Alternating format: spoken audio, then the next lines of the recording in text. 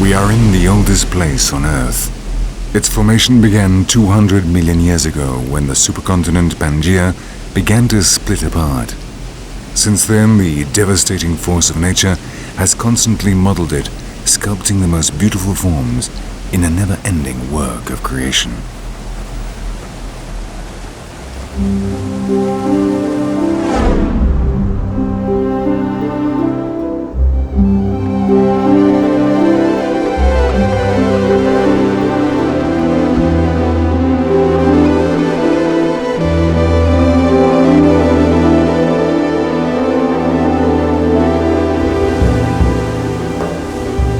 Here on the Guayanes Massif in the south of Venezuela, along the Brazilian border, lies the largest, most intact virgin forest in the world. Hundreds of waterfalls, torrents, and fast-flowing rivers and streams are the only clearings breaking up the lush vegetation of the jungle. They snake among the dense green canopy, crashing down from the spectacular rock formations, the sacred tepuys of the Indians, the dwelling place of the gods of the great savanna of Venezuela.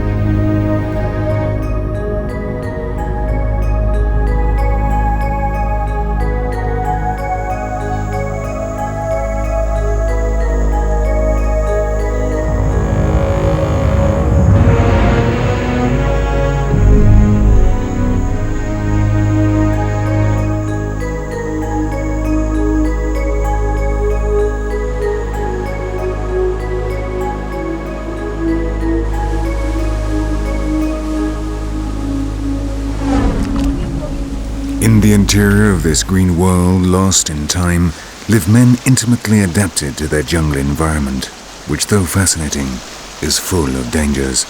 They are the inhabitants of the jungle who live alongside and respect the endless different life forms around them. Their culture is ancient, almost as ancient as the landscape in which it has developed.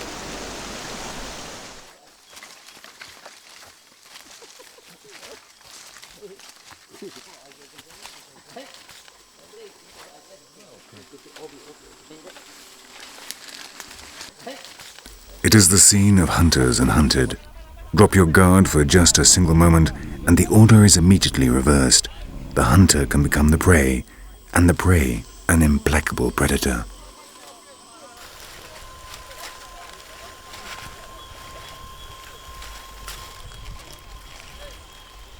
But the king is always the tiger, the jaguar who is always on the lookout with its sinister gaze.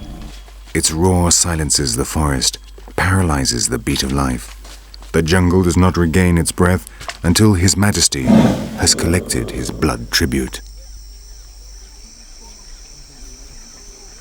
Here live Indians of different ethnic groups, Pemon, Makiritar, Panar, and Hotis, divided into an endless number of tribes.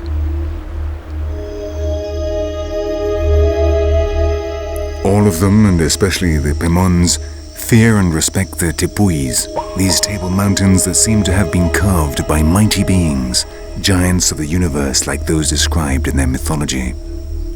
Without a doubt, the most venerated Tepuy of all is the Auyan-Tepuy, the mountain of the devil in the Pemon language.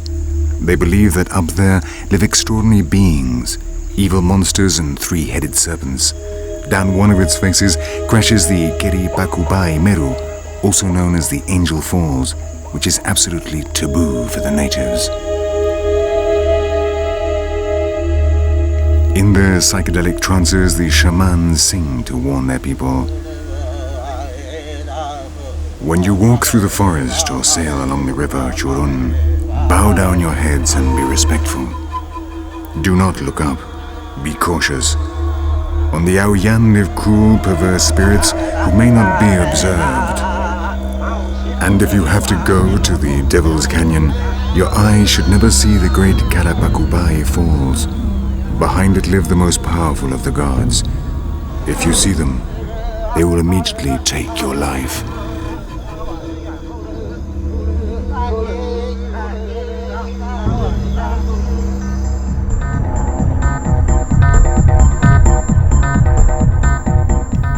You don't have to believe in the myths of the natives to recognize that this natural setting exercises its influence over us. The Auyan is one of the most beautiful tepuys in Venezuela, a colossal rock formation that dramatically rises out of the dense forest vegetation, vertical walls over 1,000 meters high. The waters of the rivers Churun and Carao are reddish, and along the rapids become multicolored due to the effect of the foam.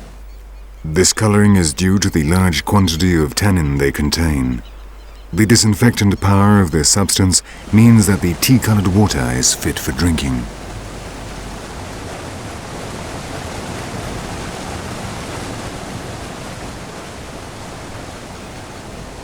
The Churun is a tributary of the Carao, whose dark waters in turn flow into the cloudy brown alluvial waters of the Caroni, a tributary of the Orinoco.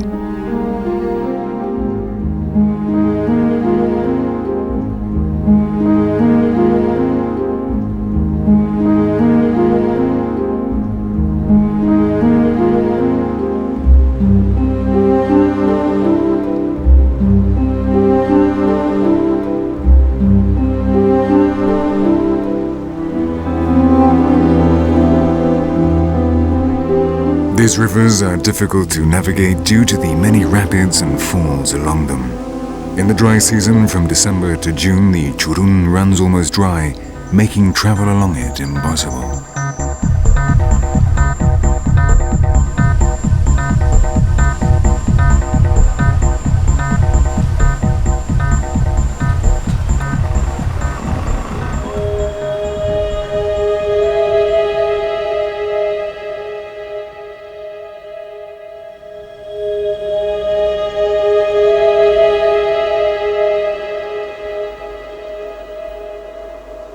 Here, everything takes on colossal dimensions. The force of nature constantly manifests itself, creating an awe-inspiring atmosphere which for centuries has fired the imagination of the traveler and has given rise to all types of legends. Perhaps that is why Arthur Conan Doyle was inspired by Canaima when he wrote the novel The Lost World.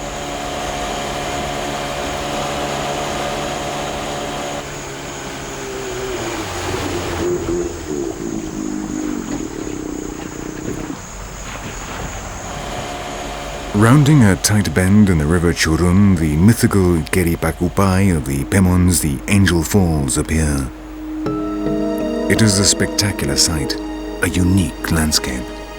It is not surprising that the first European travelers were profoundly moved by its very presence, and that it has been, since time immemorial, the home and the origin of the native pantheon.